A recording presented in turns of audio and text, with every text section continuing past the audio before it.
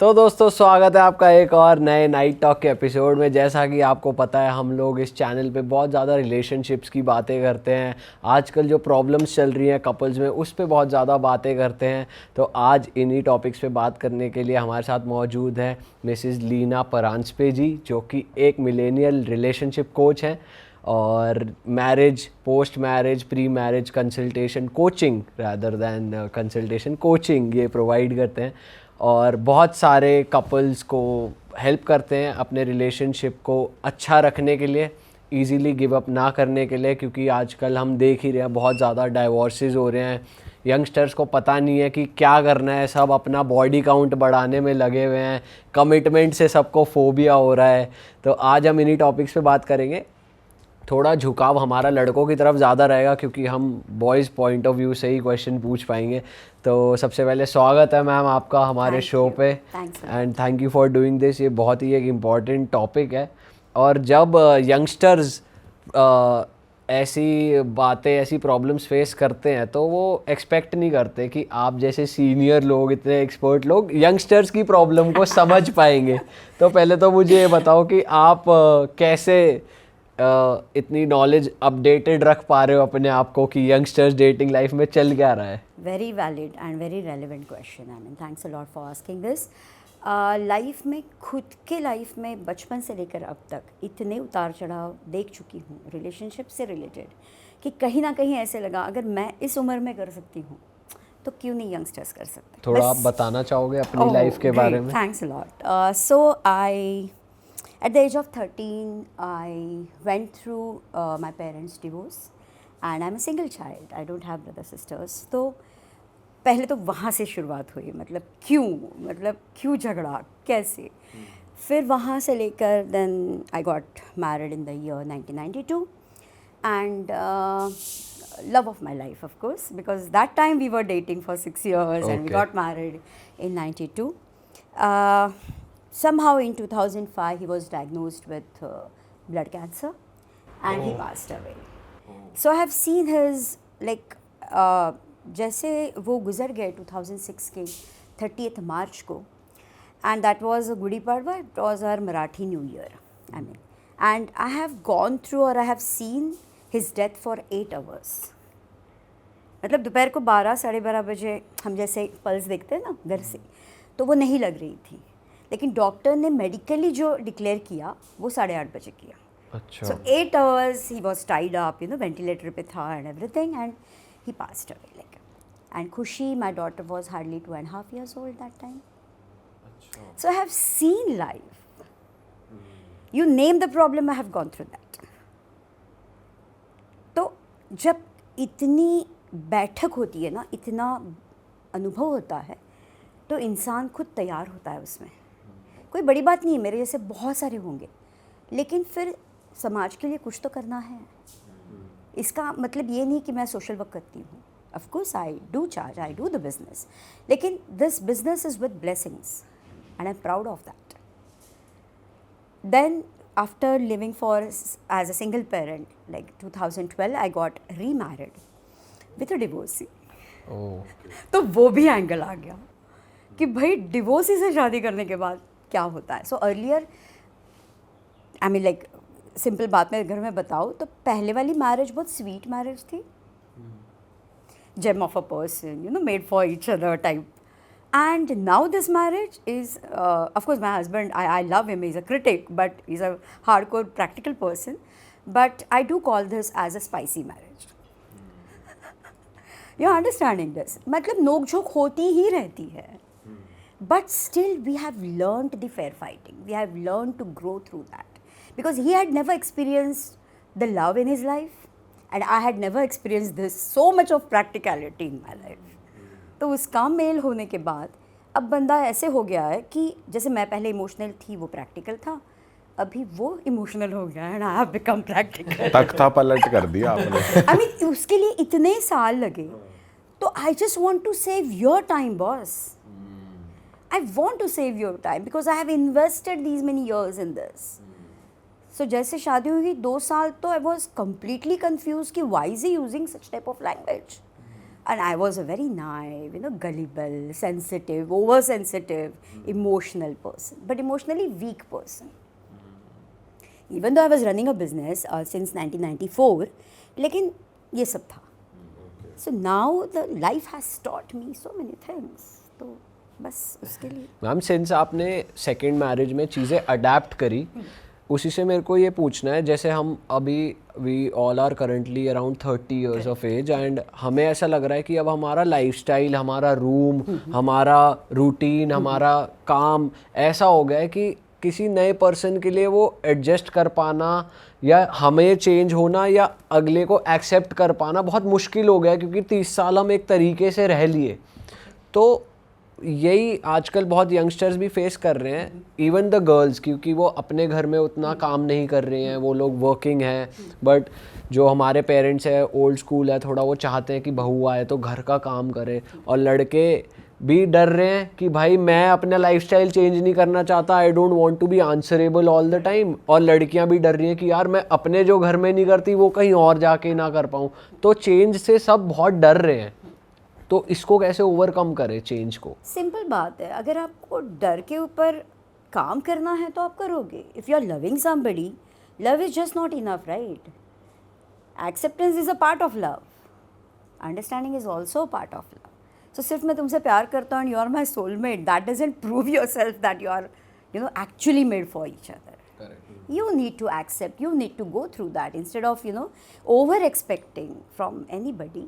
थोड़ा बहुत एक्सेप्टेंस धीरे धीरे होगा. मतलब इनिशियली तो एक्सपेक्टेशंस रहेंगी ही रहेंगी, लेकिन उसके बाद थोड़ा सा अडेप्ट करेंगे तो वो ग्रोथ आपके लिए फ़ायदेमंद. बट वो तो तब है जब आप लव मैरिज कर रहे हो, आप पहले से किसी को जानते हो, तो आप वो रिस्क लेने के लिए विलिंग हो. अरेंज में कोई कैसे करेगा? अरेंज में अगर आप करियर में सेट हो, से फॉर एग्जाम्पल, ठीक है, and you want a commitment or you want a committed partner and even you are committed, you are ready to commit. अब इस बात में अगर आपको ऐसी कमिटेड पार्टनर चाहिए लेकिन फिर भी डर है, तो उसके लिए कम्युनिकेशन करना तो बहुत ज़्यादा इम्पॉर्टेंट है.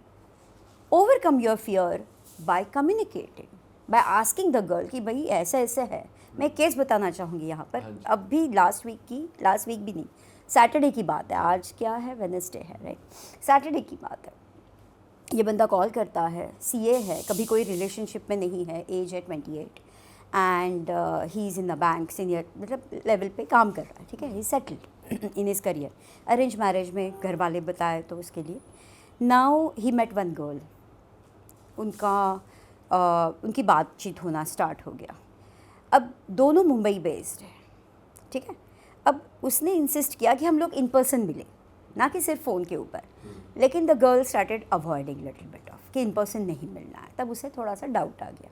फिर भी इसने थोड़ा क्या बोले कन्विंस करके मिले. एक बार मिले, 2 बार मिले, but afterward she was resisting. इसे ये पता नहीं क्या रीज़न है. He continue talking with her over the call. अब ये लड़की उसे 1 महीने बाद बात करती है, मैं अल्कोहल कंज्यूम करती हूँ. She is an MBA and she is also working in her good her career is set, let me tell you that. लेकिन ये बोलती है मैं कंज्यूम करती हूँ alcohol, I am alcoholic and I also smoke. तो उसने कहा शादी के बाद थोड़ा बहुत तो चेंज करना पड़ेगा. मतलब ये वो डर के मारे बता रहा है. Being a man, actually he doesn't have to get scared of this, he has to clearly ask her. लेकिन वो डर के मारे ये बोल रहा है क्योंकि उसे ये फियर है कि कहीं ये लड़की हाथ से निकल जाए तो, कहीं ये शादी टूट जाए तो घर वाले क्या बोलेंगे, सोसाइटी क्या बोलेगी, सबको पता चल गया है. सो मेरा कहना यहाँ पे उसके साथ जब मेरी बात हुई तो ये था. तो उसने कहा कि ये इतना सब बोली, तो मैंने उसे कह दिया कि भाई थोड़ा बहुत कम करना पड़ेगा. उसने कहा चलो ठीक है. फिर दूसरे मंथ में जैसे बात आगे बढ़ी, उसके पीरियड्स के दरम्यान ये बंदे ने उसे पूछा नहीं कि तुम कैसी हो, एंड शी गॉट ऑफेंडेड. अच्छा. शी डिडंट लाइक इट कि तुमने मुझे, तुम्हारे लिए मेरे प्रति केयर ही नहीं है, तुम मेरी केयर नहीं लेते हो. तुमने मुझे ये नहीं पूछा कि हार्मोनल इम्बैलेंस होता है उस टाइम पे, अगर मैं पेट में दुखता है, कुछ भी है, तुमने पूछा नहीं मुझे. ही thought somewhere is she over expecting, I mean like right now I am not clear about it. He is a single child, उसे बहन नहीं है ताकि मतलब उसे चीज़ें मालूम नहीं है. He has to learn these things. तो अडेप्ट करने में जैसे आपने कहा ना, तो इसको टाइम लगता है, लेकिन लेट्स नॉट जज a person based on this. जी। So he broke the engagement. Oh, सिर्फ इसी बेसिस पे इन्होंने। इसी बेसिस पे उसने ब्रेक कर दी कि ये बहुत, मतलब ये फियर के मारे ब्रेक कर दी। और ब्रेक करने के बाद he reached out to me, ma'am I am confuse right now and I really don't know how to proceed. क्योंकि उसे काम करना पड़ेगा ना उसके खुद के ऊपर भी, वो उसका भी तो फियर है, क्योंकि कभी रिलेशनशिप में नहीं है तो वो फियर है उसके लिए। और लड़की जहाँ अल्कोहल और इसमें से बाहर निकलने के लिए तकलीफ है उसे, शी ऑल्सो इज फेसिंग, क्योंकि उसके 3 ब्रेकअप्स हो चुके थे। तो आपने क्या सजेस्ट किया इस केस में? तो अभी तो सेशंस चल रहे हैं उसके, अच्छा। अभी उसके चल रहे, क्योंकि एंगेजमेंट तो ब्रेक कर दी, तो वो लड़की तो I am not in contact with her, लेकिन ये खुद के ऊपर काम कर रहा है। How to build the confidence, how to build the emotional intelligence, how to build the emotional strength. Simple बातों में रिश्ता तोड़ना, मतलब तोड़ देना, this can't be a solution, right? Ma'am जैसे इस केस में ये लड़का हेजिटेट कर रहा है ये बोलने में डायरेक्टली कि यार तुम शादी के बाद ड्रिंक मत करना, और डर के बोल रहा है, इतना एक्सप्रेसिव नहीं है वो। लड़के अक्सर होते नहीं expressive, but it is also said that कि लड़के जब प्यार करते हैं तो वो ओवरडू करते हैं, उस लड़के के लिए सब कुछ कर देते हैं। तो यहाँ पे लड़के मतलब थोड़े से फंसे नहीं हुए हैं? फंसे नहीं है, ब्लाइंड है, क्योंकि वो ब्लाइंडली प्यार करते हैं। I always say, professionally, you people, millennials as well as Gen Zs also, professionally you are so smart enough, but personal level you are the dumb best. You are the dumb best because you don't know how to deal with the smart emotions, or how to deal with the emotions, you know, smartly. You don't do that. Either you get so fearful or you blindly love the person. These are two extremes. हमको इसमें balance करना है। Ma'am कुछ tips ही दे दो फिर balance करने की। इतनी जल्दी फटाक से अभी सॉल्यूशन ही दे दूं? अब प्रॉब्लम आई गई है तो थोड़ा सोल्यूशन भी बता ही देते हैं। चलो ठीक है, अगर आपको बैलेंस करना भी हो तो पहले आप तो खुद के सेल्फ कॉन्फिडेंस पे काम करो। खुद का कम्युनिकेशन स्टाइल देखो, क्या मैं एक्सप्रेस क्यों नहीं कर पा रहा हूँ, ये मेरा फियर है, ये मेरी इनसिक्योरिटी है, and that is my responsibility, not that girls responsibility. Number 1 thing is, if a girl or a woman is wanting to marry a man, you need to become a man first, not a boy. So you need to introspect yourself कि क्या मैं सच में man हूँ या मैं mama's boy हूँ। ये mama's boy के कंसेप्ट बहुत ज़्यादा वायरल है, और सब लोग जाके मेन के ऊपर अटैक करते हैं। हाँ करेक्ट। लेकिन आप इतने भी तो मतलब इनोसेंट नहीं हो, क्योंकि once you know if there is a new relationship, you need to give the justice to the new relationship, right? तो मम्मी का पल्लू कहीं ना कहीं तो छोड़ना पड़ेगा। दैट इज़ नॉट डिसरिस्पेक्ट, ये कहीं पे कंडीशनिंग है कि माँ बाबा की ना सुनो तो वो डिसरिस्पेक्ट है। उससे पहले बाहर निकलना ज़रूरी। मतलब हाँ, अगर नया रिलेशन कोई घर में आया है तो एटलीस्ट उतना टाइम दो कि जितना वो डिजर्व करे, जितना वो। आने की भी ज़रूरत नहीं है, आप डेट भी तो कर रहे हो, या मे बी आप रिलेशनशिप में हो और घर में मे बी आप 1-2 महीने के बाद बताने वाले हो, फिर भी it becomes your responsibility to take care of it. Not only yours, लड़की की भी है, लेकिन it is your responsibility to give the justice to the new relationship. नहीं तो रिश्ता बनेगा कैसे? क्योंकि आप तो 30 साल से कनेक्टेड हो ना, आपके मम्मी पापा आपको अच्छी तरह समझ सकते हैं। ये वो लड़की के लिए नया है आपको समझना, और आपको डिफ़िकल्ट है उस लड़की को समझना। So you need to devote time, you need to invest your new time for this, for the new relation. Ma'am वैसे आपने इतने सारे रिलेशनशिप्स कोच करा है कि लोगों को बताया कि भाई ऐसे नहीं ऐसे करो, या गाइड किया उनको, तो आपके पूरे करियर में मैं जानना चाह रहा हूँ कि सबसे ज़्यादा परेशान है कौन? मैन ज़्यादा परेशान है या वुमेन ज़्यादा परेशान है, या एक तरफा ही चल रहा है? क्या हो रहा है? एक तरफा तो नहीं है। My most of the clients I would say, या coaches we would say, they are 85% women because they initiate to solve the problem. Underline this. Men resist.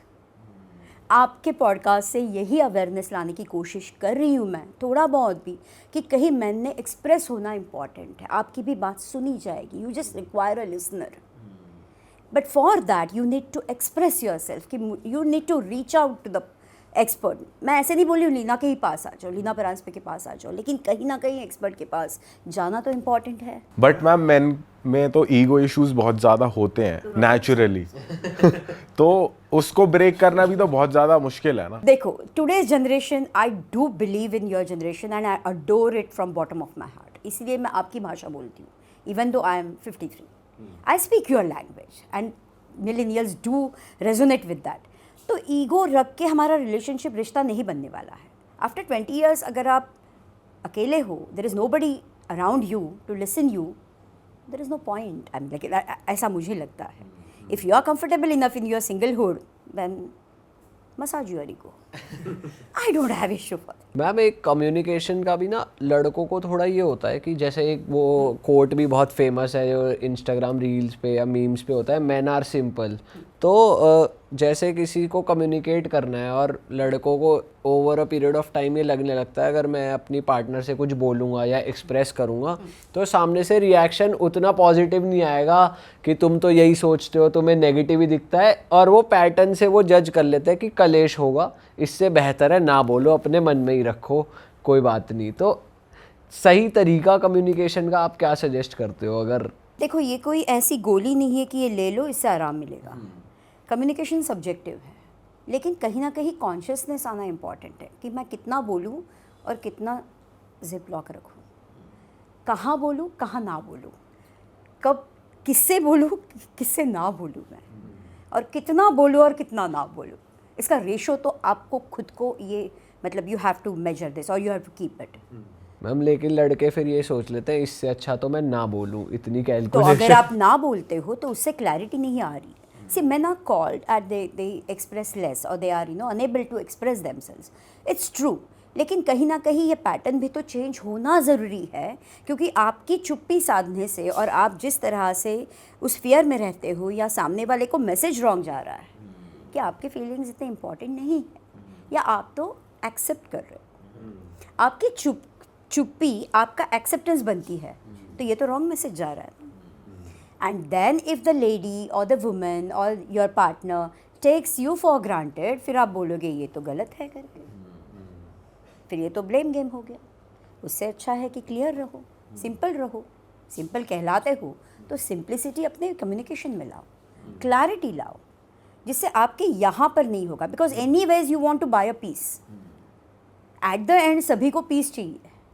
तभी तो ये कहा जाता है कि मैन आर सिंपल. मतलब वैसे मैं आपसे पूछने जा रहा हूँ, being a relationship coach, do you believe and accept this fact कि ये जो बोला जाता है man are simple, when they are in love they are very simple, they sorted, कि उनको नहीं चाहिए चक चक, या फिर उनको वो इसीलिए नहीं बोलते जैसे इसने बोला कि हाँ यार आगे कलेश बढ़ेंगे, चिक चिक होगा, तो इट्स बेटर मैं चुप रहूँ, ये समझ जाएगी, या फिर मेरे एक्शन से शायद समझे ऐसा. Men, I do believe that men are simple. Why can't I say that? Because they don't want, irritation. They get irritated very quickly. And women don't understand this very quickly. मैं उनको blame नहीं कर रही हूँ, लेकिन what I'm trying to say, the more a woman will understand कि इन चीज़ों से ये इरिटेट हो रहा है, तो सही समय वो देखेंगी. उस सही समय पे सही बात करो और थोड़ी सी बात करो तो वो हिट होती है. People understand. ऐसा नहीं कि मैन अंडरस्टैंड नहीं कर रहे. हमारे ज़माने में, हमारे पहले वाले ज़माने में, जनरेशन में ये चैलेंज था, बट वी एडजस्टेड. आपके इसमें तो man are taking the initiative to help the girls. They are actually adoring their independence. लेकिन कहीं लड़की ने देखो मतलब कैसे हैं, अगर आपने चुप रहे, साइलेंट रहे, ठीक है, बात कम की आपने, और यही इंडिपेंडेंस को उस लड़की ने एज ए टूल आपके ऊपर यूज़ किया, तो क्या करेंगे? And that is what is happening in relationships. When you actually help the girls or your partner, lady partner, और फिर वो थोड़ा सा independent हो जाती है, she starts using her feminism and that comes as a boomerang on you and you are just confused how to deal with it. तो आदमी पे चुप्पी भी भारी पड़ जाती चुप्पी है. भारी पड़ रही है आपको एक्सप्रेस करना पड़ेगा. There is no other solution for this.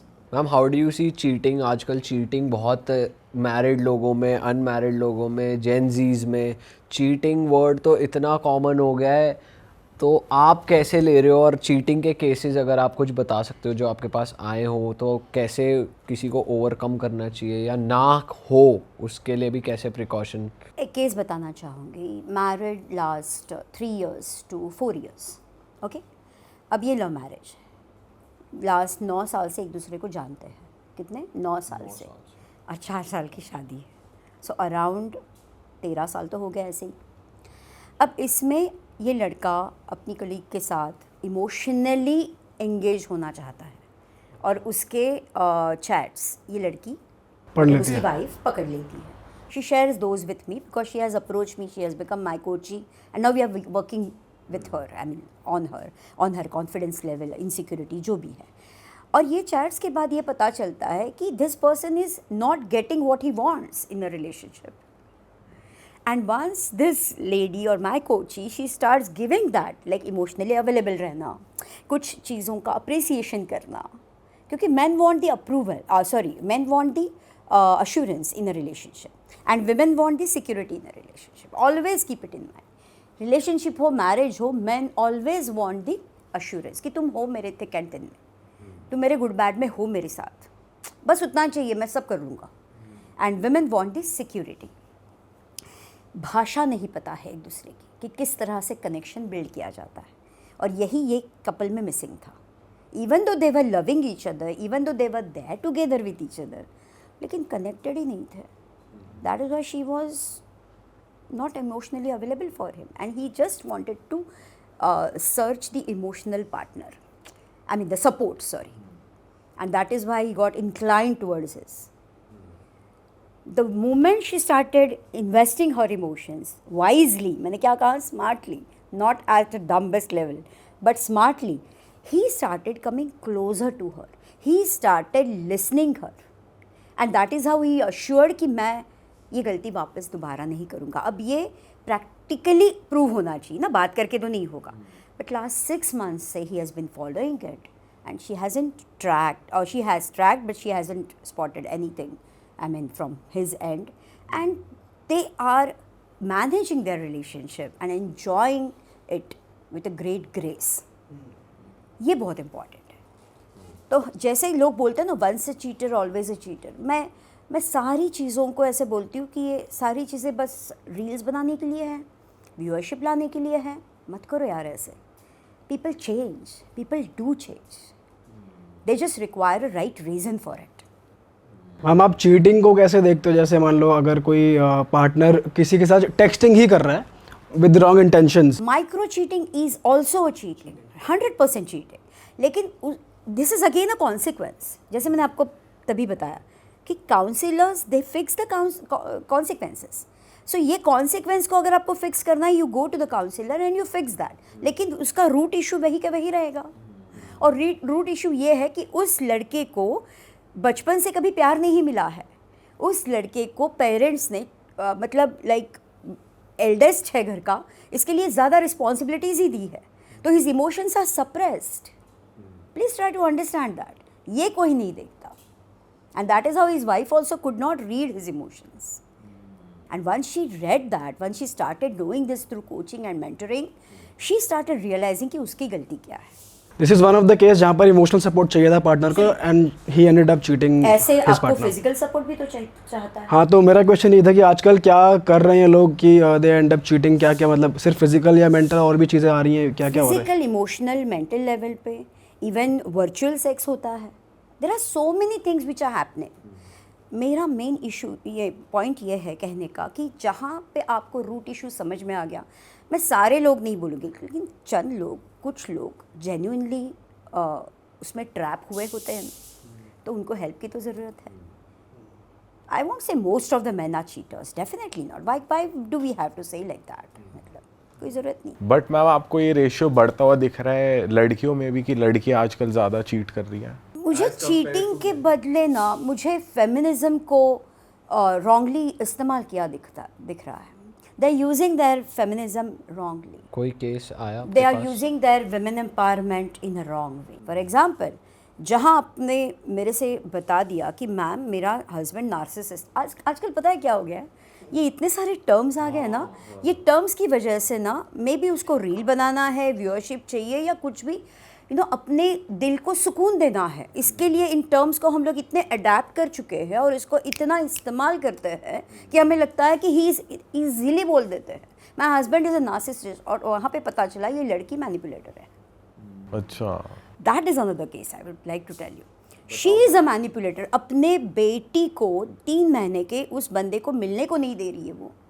She is been so much because she has the grudges कि इसने अपनी माँ का कहना कुछ सुना और उस माँ ने उसे कुछ बोल दिया था. अब मतलब अब उसके हस्बैंड ने कुछ नहीं बताया उसे, लेकिन वो स्टैंड भी नहीं कर पाया। तो उसका रिवेंज लेने के लिए she did not even allow him to meet his own child. तो ये तो मैनिपुलेशन ही हुआ ना। और उसी को नार्सिसिस्ट बोल दिया। और उसी को बोलती है, जस्ट मुझे इंट्रोड्यूस किया तभी बताया कि my husband is a narcissist. तो मैंने कहा चलो ठीक है, तुम बोल रही हो तो मैं मान भी लेती हूँ, काम करना स्टार्ट करते हैं। जैसे काम करना स्टार्ट कर दिया तो जस्ट ईगो मेरे सामने नहीं, मतलब नहीं रहेगा। जैसे कोचिंग मेंटरिंग स्टार्ट हो गया, आपको सरेंडर करना ही पड़ेगा, unless and until, because the way you are treating me is the exact way you are treating your relationship. And if you want to build the connection with your partner, ये रवैया आपका काम ही नहीं आएगा। Ma'am एक और term है gas lighting, उसके लिए भी बहुत कहा जाता है कि ये गैस लाइट करता रहता है सिचुएशन को या There करती are रहती है। narcissist people.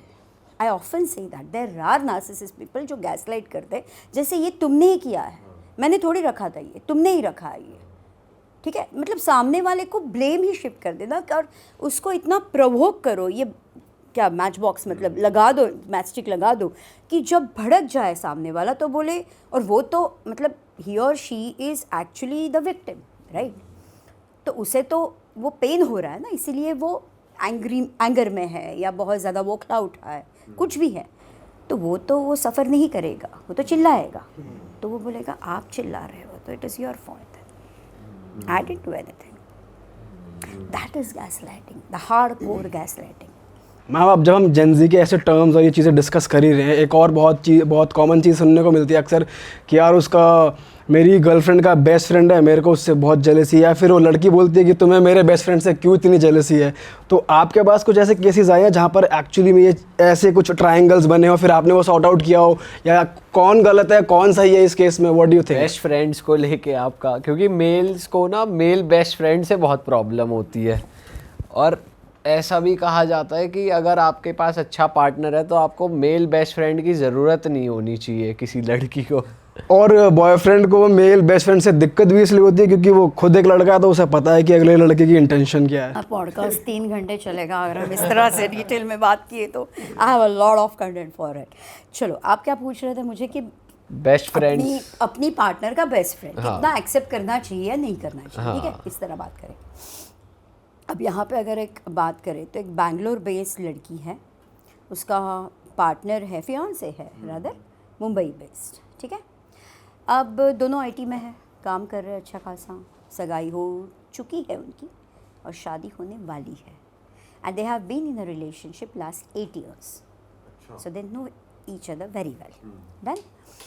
अब होता ऐसे है कि इसने 2-3 बार ऐसे नोटिस किया, रादर 4-5 बार नोटिस किया कि she is avoiding him at a certain period time, I mean like जैसे 7-7:30 बज जाते हैं ऑफिस के बाद, तो ये इसे अवॉइड करती है, उसके कॉल्स नहीं रिसीव करती है।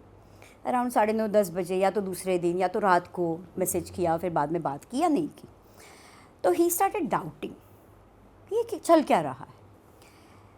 मुझे रीच आउट किसने किया पता है? वो लड़की ने। She was cheating on him but she called me, she reached out to me, she placed a call, she told me कि ऐसा ऐसा है and this is what my mistake is, I agree, I accept, but he is not able to give me the time which I want. उसका partner जो time देना है, या Saturday Sunday कभी जाना है बैंगलोर, या उसे आना है तो मुंबई में अवेलेबिलिटी रखनी चाहिए, तो वो सब नहीं कर रहा। एनीवेज चलो, अब एक दिन ऐसे हुआ कि ये बंदा गया बैंगलोर और उसे पकड़ लिया। वो अपने कलीग के साथ थी ऑफिस के, जो वो बेस्ट फ्रेंड्स कहती है ना, ग्रुप, उसमें से एक बंदे के साथ थी। रंगे हाथ पकड़ी गई वो। रंगे हाथ पकड़ लिया। अब इसका ये बौखला उठा, आ गया वापस। फिर बाद में इसने कपल कंसल्टेशन बुक किया कि भाई मैं अकेली नहीं, मैं उसको भी लेती हूँ। तो मैंने जैसे काम किया, बात की, तो बात करने के बाद ये पता चला कि ये बहुत ज़्यादा डाउटफुल बन चुका है, क्योंकि ये ऑफकोर्स इनसिक्योर है ना, और उसने पकड़ भी लिया, तो सिंपल सी बात, डाउट जायज़ निकला उसका, सही था। जायज़ निकला। फिर ये लड़की के साथ बात करने के बाद पर्सनल लेवल पे भी कंसल्टेशन होता है, क्योंकि जैसे कपल में लेते हो तो पर्सनली भी आप बात करते हो, तो इसमें पता चला कि ये लड़की को बचपन से कभी प्यार नहीं मिला है। She is unnoticed, she is attended, unloved. तो ये हमेशा ना, मतलब ये किसी को ना नहीं बोल सकती, रिश्तों को रखने के लिए ये किसी को मना नहीं कर सकती। आप समझ गए मेरी बात? तो यहाँ उसने क्या किया, उस बंदे को वो मना नहीं कर सकी, वो फिज़िकल हुई, उसने प्लेजर लिया, ये सब मैं नहीं यहाँ पे जज करूँगी, लेकिन शी हैड टू से नो टू हिम, राइट, क्योंकि वो एथिक्स आ गया ना। करेक्ट उसका है, तो खुद का भी गलती तो गलती तो गलती है, तो ये सेल्फ के लिए तो ये गलत है मतलब। तो because she could not say no to anybody, ये उसका बहुत बड़ा प्रॉब्लम था, and that she had to pay the fees for it, क्योंकि उसने रिश्ता तोड़ दिया मतलब। बाद में नहीं हुई शादी वगैरह नहीं? शादी नहीं, उसकी सेशंस चल रहे हैं अभी। She has been so vulnerable, मतलब इतना वो डिस्टर्ब हुई है इस चीज़ से। मतलब देखो कभी कभी क्या होता है, यही पर मैम इसी को आपको मैं ऐसी एक्सप्लेनेशन, सॉरी आपको कट कर रहा हूँ, आपको ऐसी एक्सप्लेनेशन ऐसा ही लगता कि बेफालतू की एक्सप्लेनेशन है? मैं see I am here to understand the pain. जब बंदा ये सीइंग इज बिलीविंग, मैंने ये देख लिया, मैंने कहा ये गलत है, ये मुझे पसंद नहीं, ये कलर ये बहुत गलत गंदा कलर है, मैंने कह दिया, this is what I am judging you, right. ये लड़की ने उसके बाद आज तक जितने भी महीने हुए हैं, she is been taking the responsibility of her own mistakes कि मेरी गलतियाँ क्या हैं। मैंने कभी किसी को ना नहीं बोला है, मैं इमोशनली अनअवेलेबल हूँ, मैं एक्चुअली प्रैक्टिकली इतना ज़्यादा सोचती हूँ और यू नो फिक्स करती हूँ चीज़ें फटाक से। चीज़ें फिक्स करूँगी तो फिर मैं डीप पेन में जाऊँगी नहीं। उसने उसके सर्कमस्टेंसेस को सोचा ही नहीं ना। मैम बट आपको नहीं लगता अगर कोई 25-26 साल का 28 साल का कोई है तो ही और she is mature enough to understand कि यार ये क्या कि मैंने कभी बचपन से किसी को ना नहीं बोला या मुझे इमोशनल सपोर्ट प्यार नहीं मिला तो मैं इस बंदे को मना नहीं कर पाऊंगी। अगर तुम किसी के साथ प्यार में हो तो कुछ भी हो जाए फिर तो ना ही है। करेक्ट, तो ये कॉन्सिक्वेंसेस उसको भुगतने पड़े ही ना, तो it is her fault, it is her mistake जो उसने ओन किया। So she said I am not going to repeat this mistake because my confidence was lacking. उसका खुद का कॉन्फिडेंस नहीं था ये, सो उसका प्रॉब्लम था ये, वो बंदे का प्रॉब्लम नहीं था। मैं वही तो बोल रही हूँ। तो she started working on it. ऐसे ऐसे केसेस आते, सुसाइडल केसेस कितने आते हैं, मतलब जहाँ आप बोलोगे कि सुसाइडल केसेस हैं तो इनको साइकियाट्रिस्ट की ज़रूरत है, इनको पिल्स की ज़रूरत है। Let me tell you very frankly here कि अगर मेंटल इश्यूज़ है then you need to consult a psychiatrist or psychologist. You need to go ahead for that. But if you are going through a relationship problem or the emotional issues, first let's fix with the other experts who are there in the field. Don't jump to the conclusion, क्योंकि वहाँ से medicines लेकर आप treatment कर रहे हो. You don't require a treatment. Do you want a treatment or a solution? That's your question. You need to decide whether you want a solution or you want a treatment, because the power of the medicine, it numbs your power. It 100% numbs your power. अभी की एक case बताना चाहूँगी, फ़िलहाल की, बहुत fresh है ये। 5 साल की शादी है और उसके पहले ये लोग 2-3 साल मिल चुके हैं एक दूसरे को, लव मैरिज हुई है इनकी। लास्ट 2 साल से इनमें इंटीमेसी नहीं है, ज़रा भी नहीं है मतलब। और ये लड़की का कहना ऐसा है कि मेरी ज़ुबान, मेरी इतनी तीखी ज़ुबान से ये हर्ट हुआ है, अपना बंदा, अपना हस्बैंड, ठीक है। अब हर्ट तो हुआ है तो मैं मेरी रिस्पॉन्सिबिलिटी कैसे लूँ मैम? मैंने कहा वो अपने घर चली आई है, मायके चली आई है, क्योंकि उसने बताया ये सब नहीं है तो तुम चली जाना, तो वो चली गई। फिर जैसे कि सेशन हुआ हमारा, एक session, the next day she went back.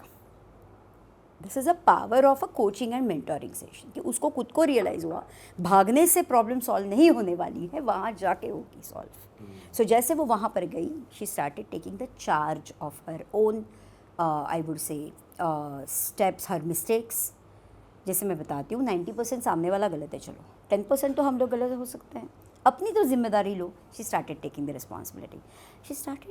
Responsibility. Her in-laws got connected with her, जो भी खफा थे उससे, तो सारी चीज़ें ठीक हो गई। ये जो हस्बैंड था वो घर से पीजी में रहना स्टार्ट कर दिया, क्योंकि ये घर में आ गई तो ये घर के बाहर गया। अच्छा। अब इसमें ये सेशंस ले रही है और इस 3-4 महीने के दौरान इसे ये पता चला कि ये बंदा जैसे बाहर गया, he was in between, she also book the consultation कि मेरे हस्बैंड से एक बार मिल लो। जैसे मिली मैं, you know what I observed is, ये बंदा जैसे पीजी के लिए निकल गया था, उसने वहाँ कुछ उसका एक्सीडेंट हुआ या कहीं पे उसको कुछ चक्कर आ गए, तो फ्रेंड ने उसको साइकियाट्रिस्ट के पास लेकर गए तुरंत, और वहाँ पे एंग्जाइटी टेस्ट करवाया और उसमें एंग्जाइटी तो दिखी। तो ही वॉज ऑन मेडिकेशन। अच्छे से सुनो ये case, he was on medication. यहाँ पे ये कोचिंग और मेंटरिंग ले रही है, अपनी चीज़ों को अपने हाथ में ले रही है, अपनी गलतियों को सुधार रही है, कॉन्फिडेंस बढ़ा रही है, अपने वर्ड्स को, कम्युनिकेशन को मॉडिफाई कर रही है। She is learning the effective communication rather than the harsh communication. और इतना सब होने के बाद भी साइमल्टेनियसली दिस बंदा, he has run away from me because he is a avoidant personality. So he has run away from that and he is actually taking a treatment.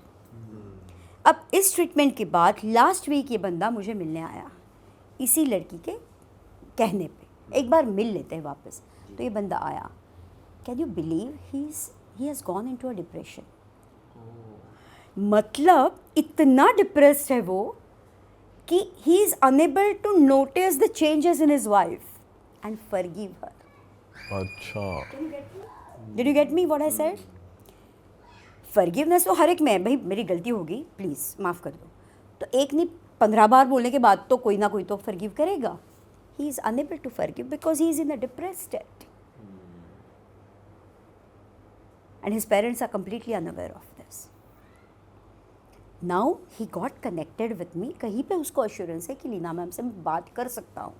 So now his sessions will start in the month of June because I was not available last 15-20 days में। तो जून में जैसे start होगा तो sessions से उसको राहत मिलेगी। राहत मतलब सेशंस बहुत बड़े हैं या मैं बड़ी हूँ, ये नहीं बात कर रही हूँ। सेशंस से लिसनिंग बढ़ता है, आपको लिसनर मिलता है, आपको सपोर्ट मिलता है, आपको एक्सप्रेशन का सेफ स्पेस मिलता है, because that is what is required right now. Ma'am आप इस केस में कैसे डील करते हो? जैसे आजकल मेंस भी अर्न कर रहे हैं, वुमेन भी अर्न कर रही हैं, और जो वुमेन की थिंकिंग है वो थोड़ी ऐसी है कि मैं अर्न कर रही हूँ तो मैं खुद पे खर्च करूँगी, घर पे नहीं दूंगी, आप अर्न कर रहे हो तो आप घर चलाओ क्योंकि that is your responsibility. So how do you deal with this situation? By building the connection. Again, I would say, you can't bring your ego in a relationship. And this is nothing but the independence, but ego also. But ऐसा हुआ है कि कितनी बार? Independence never works in a relationship. Let me tell you on your channel. Prove me wrong anytime. Independence does not work in relationship. Except financial independence, no other independence works in a relationship. अगर financial independence है, मैं मेरे पैसे खुद कमाती हूँ या कमाता हूँ, it is my authority, it is my decision, मैं कैसे खर्च करूँ, चलो ठीक है। जब तक कनेक्शन नहीं बिल्ड होगा, वो बंदी आपको पैसे या आपके घर वालों को पैसे नहीं देगी जब तक उसको सेफ नहीं फील होगा। You need to understand that because women want the security, again I would say. और वैसे वो बंदा भी आपके पेरेंट्स को, मतलब वाइफ के पेरेंट्स को हेल्प नहीं करेगा जब तक उसे वो एश्योरेंस नहीं मिलेगा। तो इसे कनेक्शन बोलती हूँ मैं। जब तक ये कनेक्शन नहीं है तब तक मतलब आपका इंडिपेंडेंस वर्क नहीं करेगा। It is always the interdependence. मैं तुम्हारे ऊपर डिपेंड हूँ but I will use my smartness to make you also dependent on me. Then I will be fool, otherwise I will be fool, जो अभी बंदों के साथ हो रहा है कि जहाँ वो इमोशनल फूल्स बन रहे हैं। बंदे तो लुटाए जा रहे हैं, यही हो रहा है मोस्टली कि उधर भी लड़की वालों की तरफ भी पैसा जा रहा है, अपना घर भी चला रहा है, यही हो रहा है ज़्यादातर। देखो यहाँ पे बैलेंस करना इंपॉर्टेंट है, जैसे हमने पहले बात की। If you are not aware of it, if you don't want, आप चुप्पी साधे हो, आपको अवॉइड करके आपको लगता है कि चीज़ें अपने आप सुलझ जाएंगे, it's not going to happen, at least in this generation. And Gen Zs are the next level generation, let me tell you that, because Gen Zs आपने की हुई मिस्टेक्स जेनजीज नहीं करने वाले हैं। They have learn so much from your mistakes, इसलिए marriages are outdated for them. Marriage तो उनके question, weddings are in, understand the difference, weddings are in but marriages are outdated for them. दूसरे दिन wedding का जब marriage होता है, for that they are not prepared for it. Ma'am आजकल ऐसे भी बहुत प्रॉब्लम सुनने को मिलती हैं यार कि पार्टनर मतलब बॉयफ्रेंड बेसिकली बहुत ज़्यादा ये होता है, परेशान रहता है कि यार अगर उसकी गर्लफ्रेंड ने या पार्टनर ने किसी और मेल को अटेंशन दे दी तो वो उसको कंसिडर कर लेता है एज अ चीटिंग। मतलब अगर वो completely if the girl is completely into that guy, उससे वो प्यार करती है तो वो और भी कहीं अटेंशन एंजॉय भी क्यों कर रही है। तो do you think that is the right thing to do for a guy, for the boyfriend? यहाँ पे एक बहुत सिंपल बात, लेट्स सिंप्लीफाई दिस, ठीक है। शादी मतलब कोई partner is a partner, right? It's he's or she is not a life partner. So initially marriage को ही इतना ही परसेंटेज दो जितना कि वो अब भी देना चाहिए आपको।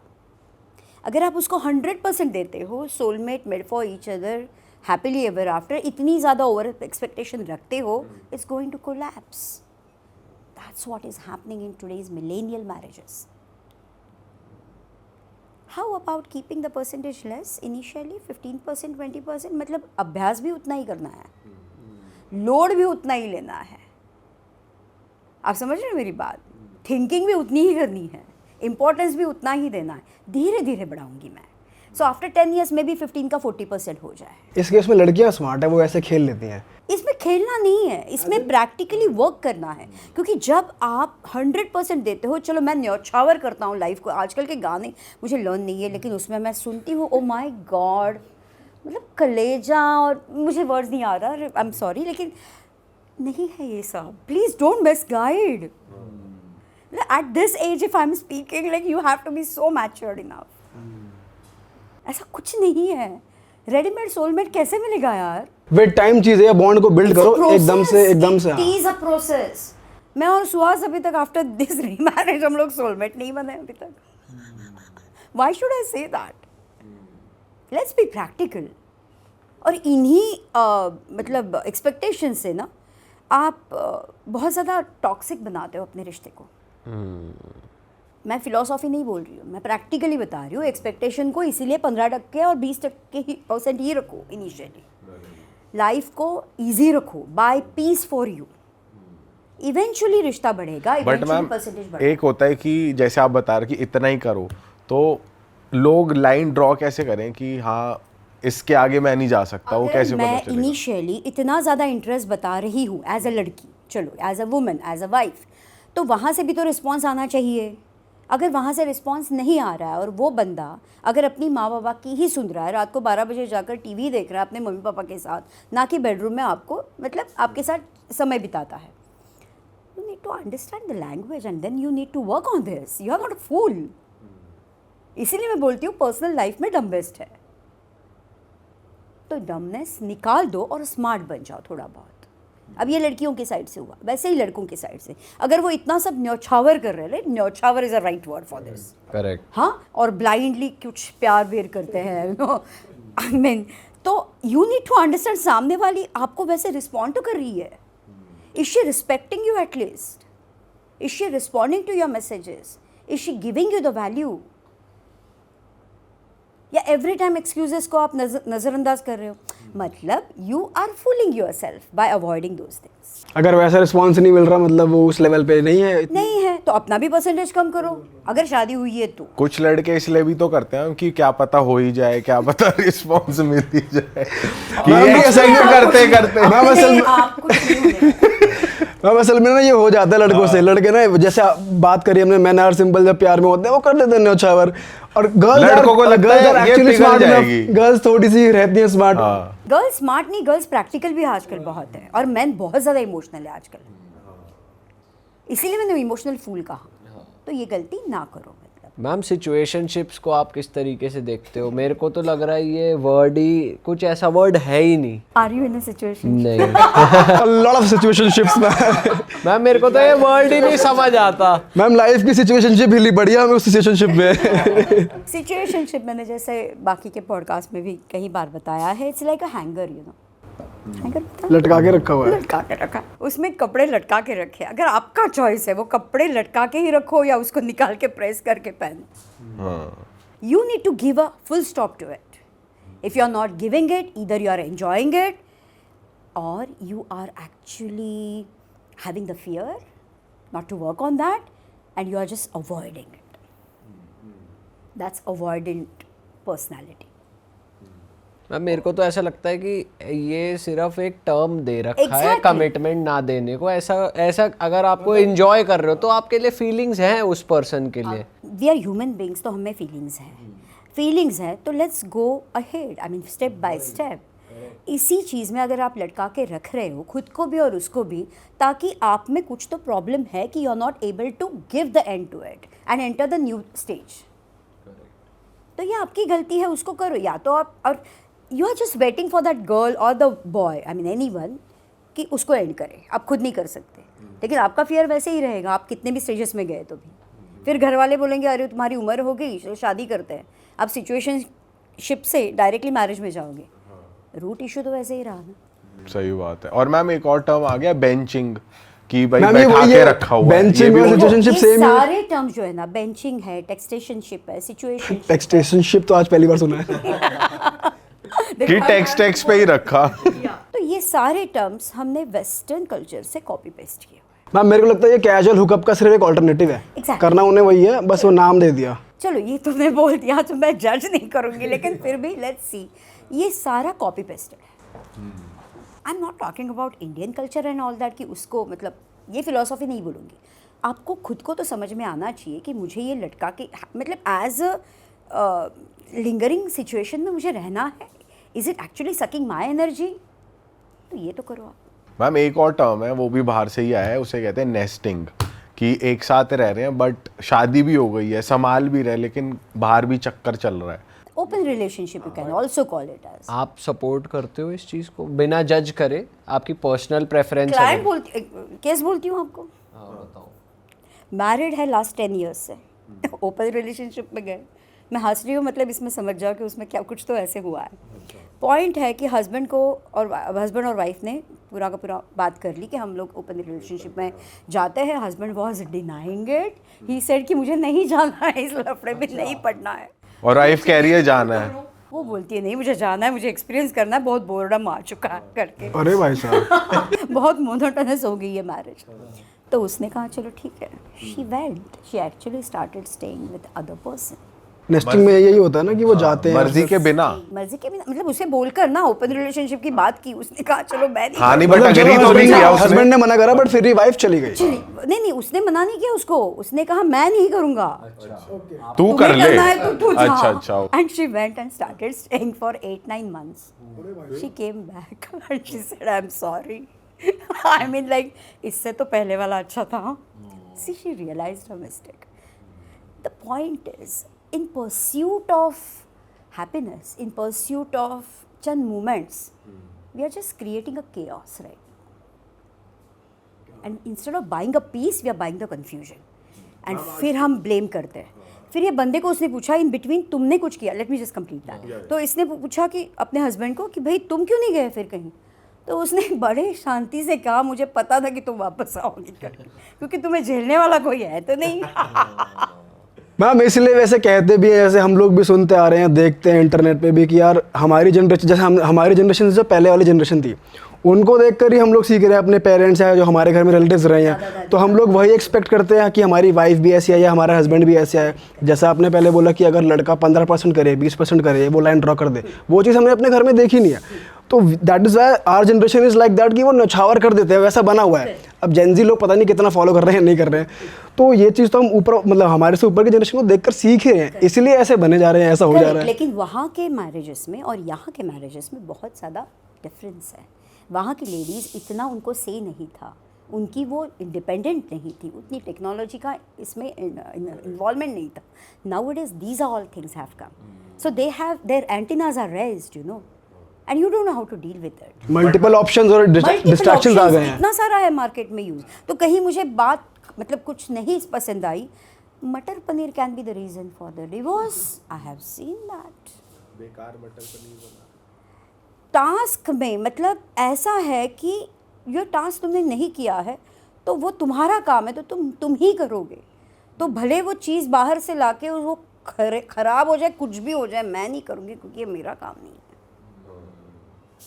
ये तो गलत है। जहाँ पे ये ओवर इंडिपेंडेंस आ गया, इसीलिए बोल रही हूँ विमेन एम्पावरमेंट रॉन्ग तरीके से डिफाइन कर दिया आपने, वहाँ पे ख़त्म सब।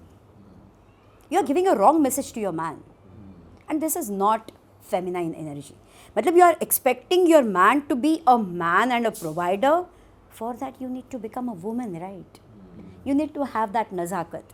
It's not suppression, it's not weakness. Feminine energy is not a weakness. It has its power. We don't have to tell women empowerment. Women are already powerful.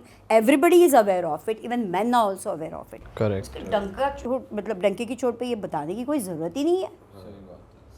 क्यों कर रहे हो ये सब? Like you are demeaning your self actually. No man requires it, क्योंकि उस man को भी तो एक वुमन ने ही पैदा किया है, तो he knows the power. At the end हम दोनों एक दूसरे को चाहिए ही. Exactly. So you need to understand this कि बहुत ज़्यादा अब हम इम्पोर्टेंस दे दें, बहुत न्यौछावर की बात करें या बहुत ज़्यादा सबमिसिव रहे, तो it's going to imbalance the relationship. अभी के जनरेशन की बात अभी की जनरेशन की बात करें. अच्छा मैम, लड़कियों में ये बहुत होता है कि रिलेशनशिप में स्पार्क खत्म हो गया या इंटीमेसी में स्पार्क खत्म हो गया, और ये मोस्टली लड़की के साइड से ही सुनने को मिलता है. तो ऐसा क्यों होता है, और आपके पास कोई केस आया ऐसा? बहुत बार ऐसे बहुत ज़्यादा केसेस आते हैं कि जहाँ पे हस्बैंड मतलब समझता नहीं है कि ही डजंट अंडरस्टैंड मी. ये बहुत बार है, और ये आप भी समझ लेना कि इट इज़ अ फैक्ट. ये ऐसे ही नहीं कोई लड़की बताएगी कि कोई मुझे नहीं मेरा हस्बैंड मुझे नहीं समझता है. ठीक है, उसके लिए रीज़न ऐसा है, हस्बैंड को लगता है कि इसे सारी चीज़ें प्रोवाइड कर दी तो I am a good person, I am a good husband. लेकिन ऐसा नहीं होता. कभी कभार सिर्फ कंधे पे सिर रखना, कभी कभार सिर्फ एक हग देना, कभी कभार सिर्फ 5 मिनट चुप्पी साध के सिर्फ साइड में बगल में बैठना, it gives a pleasure, it gives a security, a sense of security to a woman. These are things important. Foreplay is important. I am not a sexologist, तो मैं ये बोल नहीं सकती हूँ एज एन एक्सपर्ट, लेकिन these things are important while getting intimate. It's not a daily task कि आप जैसे ब्रश करो उस तरह सेक्स करो. I am sorry, you need to learn all this things because women want that. Their way of having a sex is this, getting intimate is this. So you need to understand each other's language, you need to understand that. इसको लेके भी लोग expectation बना लेते कि bed पे जब intimacy की नहीं, मैं बात कर रहा हूँ करो, कि बहुत बात- ज़्यादा एक्सपेक्टेशन हो जाती है उसमें भी कि भाई Correct. आज तो. लेकिन ये क्लैरिटी से कम्युनिकेशन करना इंपॉर्टेंट है, और ख़ास करके मैन को ये समझना इंपॉर्टेंट है कि let me understand you, let me show at least a concern कि मैं समझ लूँ तुम्हें. If it is my mistake, let me communicate. Ma'am, अगर जैसे अभी हम केस डिस्कस कर रहे थे कि अगर पार्टनर्स वांट टू एक्सप्लोर, जैसे हम बात भी कर रहे थे, आजकल बहुत वेस्ट इन्फ्लुएंस बहुत ज़्यादा आ गया है, एक्सेस बहुत ज़्यादा है, वेब सीरीज़ में दिखाया जा रहा है कि ओपन मैरिजेस या couples want to explore a third partner into their relationship. और ऐसी सिचुएशन में कोई भी एक पार्टनर कंफर्टेबल अगर नहीं है तो क्या, और एक पार्टनर बहुत ज़्यादा चाहता है वो चीज़ कि हम एक्सप्लोर करें, तो क्या उसे उस रिलेशनशिप को ख़त्म कर देना चाहिए? करो ख़त्म. It's your choice. If you're not comfortable, if your ethics come in between, please end the relationship. क्योंकि वो you're not able to go for it. And there are people who don't like this. Men, women, कोई भी हो सकता है. We will not entertain such type of relationship. So come out of it. You need to end the relationship at the right time. You need to, if it is, because it is going to be confused relationship, because it is going to be toxic relationship. सिर्फ sex नहीं होता ना, emotions भी तो exchange होते हैं, तो कहीं ना कहीं ये कंपैरिजन हो जाएगा. अब इतने केसेस देख रहे हैं अभी इंडिया में, कितने मेन ने भी तो सुसाइड कर रखा है, राइट? वो निकिता और कौन सी केस भी हुई है, वो अथर, क्या उसका नाम, अतुल सुभाष की. यस, जब ऐसी केस मेरे पास थी, मतलब ऐसे सिमिलर केसेस 2019-20 की बात करूँ तभी हुए थे, तब यहाँ पे था कि उस चीज़ से बाहर आ जाओ या तो start training your partner how you want to be treated. I actually give this training to you to help your partner, train your partner how you want the treatment. Ma'am, since आप इतने सालों से relationship coach हो और आपने इतने cases से deal करा, तो कुछ तो आप टिप्स दो हमारी जनरेशन को या जेन ज़ी को कि कैसे रिलेशनशिप को वो मेंटेन रखें, स्टेबल रखें, खुश रहें. करेक्ट. मैं थोड़ा सा, मैंने नोट्स लाए हैं, मैं कुछ बताऊँ आपको कि मेरे जो मेन क्लाइंट्स हैं ना अभी, कोचीज़, उनको मैंने सवाल पूछा कि भाई मैं मैन सेंट्रिक थोड़ा सा मतलब बताने वाली हूँ, तो आपको क्या लगता है कि मैं कौन से टॉपिक्स मतलब कवर करूँ या बता दूँ. तो उन्होंने पता है क्या क्या कहा है. Number 1 thing they have told is suppression of emotions, कि हम लोग हमारे इमोशन सप्रेस्ड है, हम एक्सप्रेस नहीं कर पाते बहुत ईजीली. तो इसके ऊपर जो हमने बात की अभी, तो we have covered that. Somewhere there is a societal pressure to achieve the goals. तुम घर के करता धरता हो, तुम घर के बड़े बेटे हो, तुम जो भी है, तो तुम्हें ये करना ही है. अब ये सब आप लिसनिंग मोड में जाओगे तो as a respect you will start doing it, but तभी अगर आप नया रिश्ता बना रहे हो तो उसको भी तो जस्टिस देना इम्पॉर्टेंट है, जो हमने बात की, ठीक है। और एक है कि मेन के भी तो मूड स्विंग्स होता है, वुमेन के भी मूड स्विंग्स होते हैं, तो मेन के भी तो मूड स्विंग्स होते हैं। चलो उसके ऊपर थोड़ा सा बात करते हैं कि मेन के मूड स्विंग्स क्यों होते होंगे। What do you feel? I mean I am asking you the question now कि मेन के मूड मैम स्विंग्स मैन के मूड स्विंग्स मेरे को लगता है मतलब अगर इसकी वजह ही लड़की होती है मोस्टली। कितना इजीली बता रहे हो कि यार लड़की होती है करके। नहीं, मेरे को लगता है मैम मेन के मूड स्विंग्स काम से रिलेटेड ज़्यादा होते हैं। अगर वो जैसे आपने कहा सोसाइटियल ज़्यादा होते हैं, अगर पैसे वैसे थोड़े कम आने लगे, बिजनेस अप डाउन होने लगा तो थोड़ी इरिटेशन हो जाती है, या वो पर्टिकुलर रिज़ल्ट नहीं मिला जो वो चाह रहे थे उस दिन, कोई डील क्रैक नहीं हुई, कुछ नहीं हुआ, या तो वो थोड़ा हो जाता है। या घर में सोच के गए थे कि आज कुछ अच्छा बना होगा, बना नहीं हुआ तो थोड़ा हो गया। ऐसे बाहर की चीज़ों से ज़्यादा होते हैं, छोटी छोटी बातों से। सो जो कि मेरा रिसर्च है या जिस तरह से मैं डील करती हूँ, जो मैंने देखा है, man those man who are in a relationship, ये जो आप बता रहे हो वो those who are not in a relationship उनके लिए सही है, लेकिन those man who are in a relationship उनके लिए उनका पार्टनर, मतलब मैन की आप हम बात करें तो वुमेन जो वुमेन उनकी लाइफ में है, शी इज़ द रीज़न कि उनके मूड स्विंग ज़्यादा होता है। So you are correct about. लेकिन उनको ब्लेम नहीं करेंगे हम लोग। कहीं कहीं क्या होता है कि कम्युनिकेशन में दिक्कत आती है, कहीं कहीं बात करने के तरीका गलत होता है। जैसे कि ये केस मैंने कही कि उसका हस्बैंड डिप्रेशन में बाद में चला गया, तो उसने बहुत हर्ट किया हुआ था उसको, तो इसलिए उसने डिस्टेंस रखा था। सेम वे लड़कियों में ऐसा हो रहा है कि उनका बात करने का तरीका अलग है, टोन गलत है, और जहाँ पे मेन ज़्यादा इमोशनल है तो वो हर्ट बहुत ज़्यादा हो रहा है, और घर में अगर डिस्टर्बेंस है तो उनके मूड बहुत ज़्यादा, मतलब मूड स्विंग ज़्यादा होता है। They are not able to manage career level पे, they are not able to manage, मतलब सारी रिस्पॉन्सिबिलिटीज़ एक साथ नहीं कर पाएंगे वो लोग। मतलब करियर भी है, फिर मॉम डैड के साथ रिलेशनशिप, पार्टनर के साथ रिलेशनशिप, उनका आपस में रिलेशनशिप, तो बंदा थोड़ा हिल जाएगा दिमाग खुद से। की ग्रोथ भी तो देखनी है, सेल्फ ग्रोथ भी तो देखनी है, ऐसा नहीं कि सिर्फ करियर है करके। तो ये सारी चीज़ें वो नहीं देख पाता। अगर उसका पार्टनर उसे सही मिले, सही मतलब उसके हिसाब से सही, मैं जज नहीं कर रही हूँ, लेकिन उसके हिसाब से सही मिलता है, तो यहाँ पे कम्युनिकेशन, क्लैरिटी और companionship, compatibility, these are the very important things which you need to test, check box, before entering any serious relationship. Dating phase में is different. Dating is not a relationship. I hope you are aware of it. Dating is just seeing each other, introducing, exploring with each other. लेकिन उसके बाद जैसे serious में जाते हो तो थोड़ा सा काम बढ़ जाता है, रिस्पॉन्सिबिलिटीज बढ़ जाती हैं और चीज़ें। कमिटमेंट का सी स्टार्ट होता है। मैम थोड़ा आप इस वे में भी गाइड करो, जैसे कोई बंदा शादी के लिए लड़की देख रहा है और सपोज अरेंज मैरिज है, नहीं जानता लड़की को, पहली बार मिल रहा है और मिलने का मौका भी एक दो बार मिलता है, ज़्यादा नहीं मिलता, तो अब ज़्यादा जान नहीं पाते।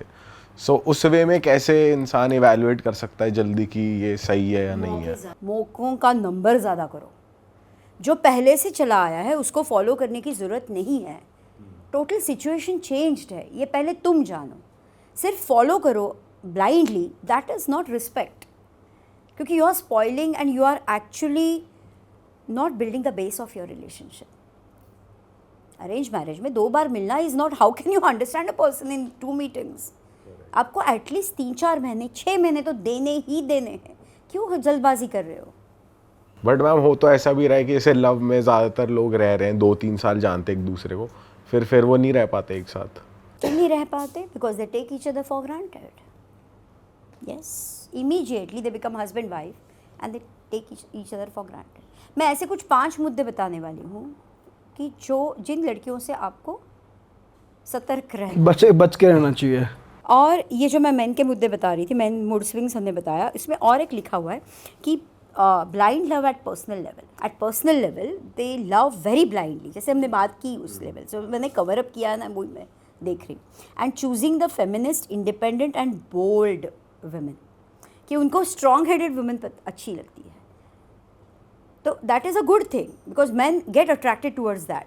लेकिन वही उनकी स्ट्रेंथ जैसे उनके ऊपर बुमरैंग करके आएगी तो वो तो गलत होता है। इसलिए इतना भी ज़्यादा इंडिपेंडेंस या ओवर इंडिपेंडेंट लड़की ना चूज़ करो कि जो आपके ऊपर मतलब हावी हो जाए, कहीं पे बैलेंस करना इम्पॉर्टेंट। सही बात है। So there are 5 types of women. Those will be rather toxic for you. Number 1 is, इनमें कॉमन ये है कि दीज आर इमोशनली, इनके पास बैगेज बहुत ज़्यादा है, इन्होंने काम नहीं किया ये लड़कियों ने, ठीक है। इस तरह की लड़कियां यहाँ पे ज़्यादा होती हैं। इसका फर्स्ट वाला मुद्दा है, ये है फेरी टेल बिलीवर। मतलब ये फेरी टेल को इतना बिलीव करती है, वो घोड़े के ऊपर, क्या मेरे वर्ड्स, माय गुडनेस, वो घोड़े के ऊपर सवार होकर आएगा, नहीं यार, सीधा के बैठ जाएगा, प्रपोज करेगा। प्रपोज करते वक्त भी वो बंदा पता है क्या पूछता है, will you marry me. He is not asking will you wed me. आप समझ रहे हो, there is a difference. He is asking will you marry me, और ये बंदी रेडी है सिर्फ वेडिंग के लिए। आपको मैरिज भी तो करना है, सिर्फ शादी नहीं करनी, आगे आपको मैरिज भी तो निभाना है ना, संसार निभाना है, मतलब जो भी है रिश्ता निभाना है।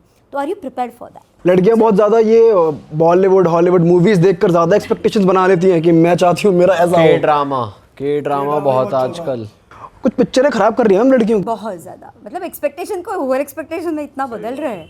तो ये हो गया फेरी टेल बिलीवर का। सेकंड वाला मुद्दा है स्कोर कीपर। मतलब दे चेक बॉक्स इस तरह करते कि every action is a transaction. ये काम किया, यू आर करेक्ट, ये काम कर दिया, ये करेक्ट है। सो ये ट्रांजैक्शनल माइंडसेट का मुद्दा है कि ये ट्रांजैक्शंस जब तक हो रहे हैं, जब तक you are satisfying her ego और you are satisfying her want और नीड्स थ्रू दैट, कैलकुलेटेड है ना बहुत ज़्यादा। ठीक है। तो ऐसी लड़कियों से please be aware of it कि जो you know there is no genuine love, I mean there is no, क्योंकि जेन्युइन लव में फॉरगिविंग भी आएगा, फाइटिंग भी आएगा, फॉरगिविंग भी आएगा, एक्सेप्टेंस भी आएगा, नोकझोंक भी होगी, क्यों नहीं होगी। It add spice in the relationship. लेकिन कहीं ना कहीं समझना भी तो इम्पॉर्टेंट है एक दूसरे को। थर्ड मुद्दा आता है अनहील्ड इमोशन। इतनी लड़कियों के बारे में ऐसी केसेस है कि जहाँ शादी के बाद उन्होंने अपने ब्रेकअप के बारे में बताया है। And what they do is they actually use this शादी और दिस रिश्ता प्रपोजल एज अ ब्रिज। रिश्ता ब्रेकअप हो गया उनका, ब्रेकअप होने के बाद घर वाले अभी उससे बाहर आ जाओ, चलो शादी कर लो, इससे कोई नाटक ना करो, शादी कर देते उसकी।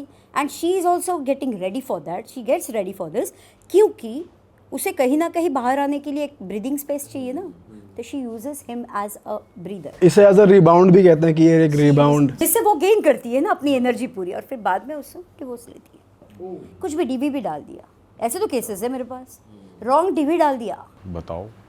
Then I should say the fourth one is image driven, मतलब they love the attention. For example, ये wedding के दिन जो attention होता है, ये मिल गया उनको। Once the entertainment is done, then you're of no use. अच्छा, ऐसा भी हो रहा है। You're of no use, मतलब बाकी क्या, मैं मेरी इंडिपेंडेंट हूँ, मतलब सब कुछ। अच्छा। तुम्हारा काम क्या है, तुम्हारा फ़ायदा क्या फिर? ऐसे भी मैं सारी लड़कियों को नहीं बोल रही हूँ, I am telling some of them are this, they are using marriage as a business. Please be aware of that कि मेरे को एक टैग मिल गया, मेरे सोसाइटी का प्रेशर हट गया, अब तुम किस काम के। और उनको ये पता, उनको खुद को भी ये पता बाद में लगता है कि मेरा तो ये मूवमेंट था, उसके लिए मैं इमेज बना रही थी। मतलब मैंने जो इमेजिन करा था उस दिन तक का करा था, मैं ऐसी लगूंगी, मैं ये करूंगी, मैंने अभ्यास किया ही उसके नहीं। आगे स्टोरी डाल दी, समाज को दिखा दिया, दोस्तों को ये लग रहा है, वो लग रहा है। ये सब क्या हो रहा है मेरे साथ क्योंकि में। रिश्ता संभालना बहुत डिफिकल्ट है आजकल। Yes, it is difficult. And the last point I would like to say is very importantly is a fixer. Fixer, she chose you to fix you. For example, जब उसकी फैंटेसीज काम नहीं आ रही है, उसकी फैंटेसीज जहाँ तक काम आ रही है, जब तुम गिफ्ट दे रहे हो, जब तक तुम ये सब कर रहे हो, देन यू आर गुड। जब तुम रियलिटी चेक देते हो या तो खुद अपने प्रैक्टिकल लाइफ में जीने लगते हो और कभी कभार रह भी जाता है आपसे, then you are not a partner. जब तक ट्रैवल पार्टनर बने हुए हो तब तक ठीक है, जब गिफ्ट पैसे विफ्ट दे रहा है, जब तक बैग ला रहा है, जब अकेले ट्रैवल shopping करने के, चले गए जब तो तक सही है। यार बताओ ऐसी लड़कियां भी हैं। बहुत इसमें कम मैम है, ये ऐड कम कर है। सकता हूँ मैं एक लेकिन पॉइंट, मैं कम आप हूँ। बताना वैलिड है या हाँ, नहीं। बोलो। कुछ लड़कियां जो होती हैं वो लड़ाई याद रखती हैं पहले पहले की, और अभी जो रीसेंट लड़ाई हुई है उससे 10 साल पहले की लड़ाइयाँ जोड़ देंगी। ये भी बहुत होता है लड़कियों के ये साथ। बहुत इम्पॉर्टेंट है ये जानना कि instead of judging them with that, you need to understand how much in pain they are. Because that is a pain, right, जो इतने सालों से हील ही नहीं हुआ है। मैम बट आपको नहीं लगता कभी कभार ये ऐसा होता होगा कि यार आर्ग्यूमेंट जीतने के लिए सिर्फ as a tool they are using it? होता है, लेकिन ये कभी होता है कि अगर वो आर्ग्यूमेंट जीत रहे हैं ना कहीं वो पकड़े जाएंगे, वो खुद नहीं रोएंगे। मतलब क्रोकोडाइल टीयर्स की बात सुनी है हमने सबने, लेकिन हर टाइम क्रोकोडाइल टीयर्स नहीं आएंगे।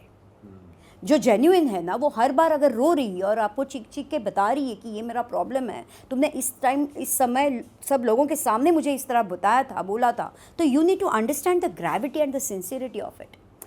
आपने सेंस करना है कि उसमें जेन्युइनिटी है या नहीं है। आप हर बार उसको नज़रअंदाज नहीं करेंगे, यार अभी ये चालू हो गया रोना धोना, ऐसे नहीं होगा। एटलीस्ट आपकी जनरेशन से ये एक्सपेक्टेड नहीं है। Ma'am how do you see long distance relationships की? आपके पास जो केस आते हैं, चीटिंग के केसेस आते हैं लॉन्ग डिस्टेंस रिलेशनशिप्स के? आते हैं। कैसे आते हैं, कुछ बताओ। इसमें मतलब कहीं ऐसा है कि दूसरी कंट्रीज़ में रहते हैं, कहीं जॉब के हिसाब से लॉन्ग डिस्टेंस है उनका। तो यहाँ पे मेरा कहना है चलो इन पर्सन आप नहीं मिल पाते हो, लेकिन इमोशंस को जाने के लिए कोई रास्ता मतलब ज़रूरत नहीं है ना, दे कैन फ्लो, राइट। तो इमोशनल कनेक्शन तो बिल्ड करके रखो, वो तो आपके हाथ में है। If you are feeling emotionally distant then you are gone. If you are there with each other then at least make it a point कि कहीं 6 महीने में, अगर दूसरी ही कंट्री में हो, चलो हम कनाडा की बात करें, ऑस्ट्रेलिया की बात करें, कहीं दूसरी कंट्री में 6 महीने में एक बार तो इंसान आ सकता है। अगर बंदा सऊदी में है और इंडिया में आना चाहता है, 3 महीने के अंदर एक बार आ सकता है, वो आ सकता है।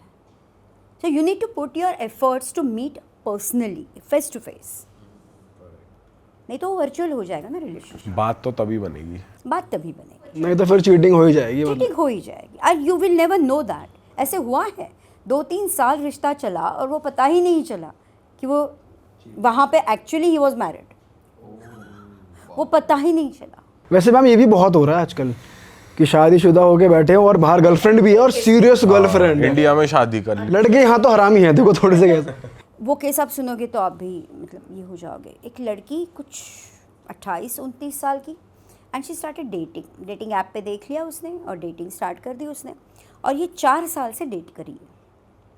हालांकि 4 साल से डेटिंग इज़ एन आयरनी, मतलब 4 साल कोई डेट ही नहीं करता। डेट मैक्सिमम 3 महीने से 6 महीने तक करनी है, उसके बाद आपको सीरियस रिलेशनशिप में एंटर करना है। Must, MUST, you should, otherwise it is like situationship, it's lingering.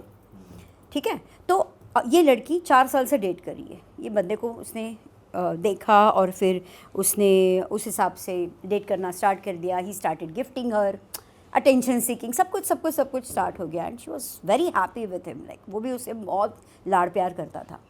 एक बार it was a slap on her face जब उसने उसको, उसकी वाइफ को और उसकी 2 बेटियों को देखा सामने। Oh shit. Married person on dating app. She started dating. Now the reason behind her was she was so much unloved by her parents. She was so much unattended by her parents, unnoticed by her parents, कि वो ना मतलब क्या बोलते हैं उसको, she was seeking that love from outside. कि कोई तो कोई मुझे वैलिडेशन दे, कोई तो कोई मुझे प्यार करे, कोई तो कोई मुझे अपना बना ले, कोई तो कोई मुझे ये बता दे कि तुम मेरी हो, मुझे अप्रिशिएट करे। That was her pain. उसके लिए आराम से 8-9 या 1 साल लगा उसे बाहर लाने के लिए, क्योंकि वो डिप्रेशन में गई ना। फिर it was a 4 years and 1-sided relationship था। He was enjoying physically, he was gifting her, that is how he was alpha man. She never understood because she was emotionally unhealed. Ma'am जब लड़के cheat करते हैं इस तरीके से, जैसे आपने बताया किसी को 4 साल भी दे रहे हैं और घर पे भी वाइफ है, और ऐसा देखा जाता है वो दोनों के लिए ही थोड़े से पॉजेसिव हो जाते हैं, तो क्या ऐसा हो सकता है कि लड़के एक टाइम पे 2 लोगों से प्यार कर रहे हो, या कोई भी लड़की भी फॉर दैट मैटर, कोई एक इंसान 2 लोगों से प्यार करता हो, ऐसा हो सकता है? हो सकता है कोई 4 लोगों को भी प्यार करे, लेकिन उसके कॉन्सिक्वेंसेस उन्हीं को भुगतने हैं, उतना ध्यान रखो। लेकिन ये हो सकता है, पॉसिबल है। करो आप, मतलब I don't know, I have not experience. आपने देखा इतने ना केसेस मैंने एक्सपीरियंस किया ना मेरे क्लाइंट्स मैम ने। लेकिन आप तो रिलेशनशिप कोच हो ना, आपको थोड़ा। नहीं, मेरे पास ऐसे नहीं, I don't entertain, I am sorry, अच्छा। I am not a right person for you. अगर आप एक साथ 3 लोगों को प्यार कर रहे हो, आई am not a right person for you. ये थोड़ा सा साइकोलॉजिकल क्वेश्चन है कि अगर एक बंदे का वो समझना है। लड़कियों से भी आया है मुझे, औरतों से आया है कि मैम मैं उससे प्यार करती हूँ और मुझे ना मेरे हस्बैंड को मतलब इंटरटेन नहीं करना है, कि आप मेरी हेल्प करोगे? मैं नहीं हेल्प करूँगी, बिकॉज मैं इस तरह के एक्स्ट्रामैरिटल अफेयर्स के लिए मैं कोच नहीं हूँ ना, रिश्तों को संभालने के लिए। क्योंकि मैम हमने ऐसा देखा है कि एक आदमी अगर बाहर चीट कर रहा है तो उसे ये है कि ये भी कहीं और ना जाए, किसी और के साथ ना जाए, और जो घर पे वाइफ है वो भी किसी और के साथ ना जाए। I am not a right person to talk on this, comment on. But अगर कोई आपके पास ऐसा केस आए तो आप जज करते हो ऐसे इंसान? जज नहीं करना है आपको, उसके कॉन्सिक्वेंसेस भुगतने हैं, सिंपल बात है। क्योंकि आप अगर दोनों को मैनेज कर रहे हो, आपको पता है कि ये सब ठीक है, तो आप अपनी लाइफ को अपनी हिसाब से शेप करो, मेरा क्या जाएगा उसमें? पर वैसे तो गलत ही है मैम ये। मुझे गलत लगता है, मैं इसको एंटरटेन नहीं करूँ। एथिकली तो गलत है मैम। वैसे आपने सिर्फ इतने केसेस देख लिए हैं, और जैसे ये हमेशा से कहा जाता है, बोला जाता है कि गर्ल्स आर गोल्ड डिगर, आपको ये चीज़ देखने को मिली है अपने थ्रू आउट द करियर कि girls are actually gold digger? अभी भी ये चीज़ मेंटेन हो रही है? यस। और इनका मतलब उस पैटर्न को चेंज करने के लिए मुझे टाइम लगता है, लेकिन सम ऑफ देम हैव कम। जो नहीं आते हैं वो क्विट करते हैं कोचिंग। अच्छा। क्योंकि वो मेरा काम नहीं है फिर, क्योंकि वो अपना ईगो संभाल रहे हैं, ठीक है, उनको वही करना है तो नहीं। लेकिन एक बार जो अप्रोच करते हैं, उनको लगता है कि ये मेरा पैटर्न मुझे बदलना है, ये मैं करती थी और मुझे समझ में आया ये मेरी गलती है, क्योंकि ये मैंने बचपन से पैसा नहीं देखा कभी, या मैंने बचपन में मेरा पैटर्न ऐसा रहा, मेरी अपब्रिंगिंग ऐसी रही है, तो इस तरह से मैं ऐसी थी। तो लेकिन मुझे ये चेंज करना है, क्योंकि हस्बैंड सच में बहुत अच्छा है, फैमिली अच्छी है मेरी, तो आई हेल्प देम। और ये भी सुनने को मिलता है आपको कि man fall for beautiful girls only, वो कुछ चीज़ें नहीं देखते हैं ज़्यादातर। आजकल के मैन उस बात में फूल्स नहीं है कि they don't just fall for the beauty, they are talented for this, they know exactly कि लड़की सिर्फ बाहर से मतलब ब्यूटीफुल है, फिजिकल ब्यूटी में सिर्फ बिलीव करने वाले हैं, लेकिन वो लेट मिलेनियल्स है, मतलब 40s वाले हैं। आप 30s वाले मिलेनियल्स को उतनी अकल है कि फिजिकल ब्यूटी पे ना कैरिड अवे होना, वो आप में है। जेंजीज तो उससे भी आगे है, उनको फिजिकल क्या, इमोशनल क्या, मेंटल क्या, ब्यूटी नहीं चाहिए उनको, प्रैक्टिकली रहो तो रहो, नहीं तो नहीं रहो। करेक्ट। इतने इंस्टेंट है, इतने इंस्टेंट है। सही बात है। हालांकि उनको भी कमिटमेंट है, उनको भी कमिटमेंट चाहिए। मैं कभी ब्लेम नहीं करूंगी कि जेंजीज को कमिटमेंट नहीं चाहिए, but they are so smart enough that they are learning from your mistakes and they want to avoid this all तामझाम एंड द सिस्टम। ये सब नहीं चाहिए, उसके बिना भी तो सब कुछ मिल रहा है, तो फिर वाई टू मैरी, ऐसा उनका कहना है। बट मैम आपको क्या लगता है कि मैरिज की ज़रूरत एक्चुअली है, ये कॉन्सेप्ट सही है या नहीं? Let's not blame marriage, marriage is a very beautiful institution and a stable institution, underline that. हम उसको ब्लेम करके मतलब उसको नाकाम बना रहे हैं, because we feel marriages are not working.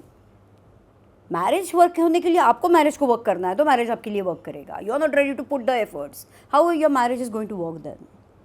क्योंकि you are so much under the condition कि ये सारा का सारा मुझे अपने आप मिल जाएगा, अपने आप हो जाएगा। ज़िंदगी में नहीं होगा इसके बाद, हमारे तक हुआ अपने आप, आपके जनरेशन से आगे नहीं होने वाला है। सो आई से कि इन अपकमिंग 10 years एटलीस्ट मुझे लगता है marriage will be outdated.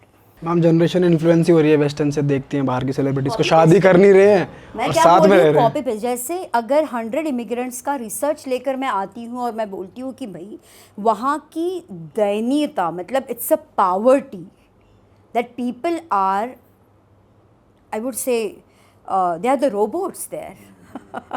After 40 वाले लोग रोबोट्स करके घूमते हैं under the influence of drugs, can you imagine? And ये सारा इंडिया में होने वाला है। जागरूक आपको होना है, कितना कॉपी पेस्ट करना है, किसको डिलीट करना है या नहीं लेना है। This is your lack of confidence. इसीलिए डेटिंग मिक्सर्स तो कर रहे हो आप, लेकिन पता ही नहीं है डेट कैसे करते हैं, फ़ायदा क्या है?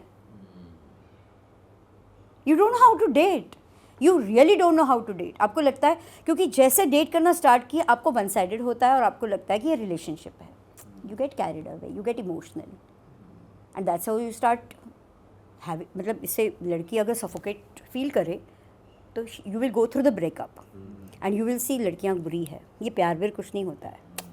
See you set a pattern, you set the condition, सीख लो डेट कैसे करना है, अच्छे से हेल्दीली डेट करो, आगे बढ़ो।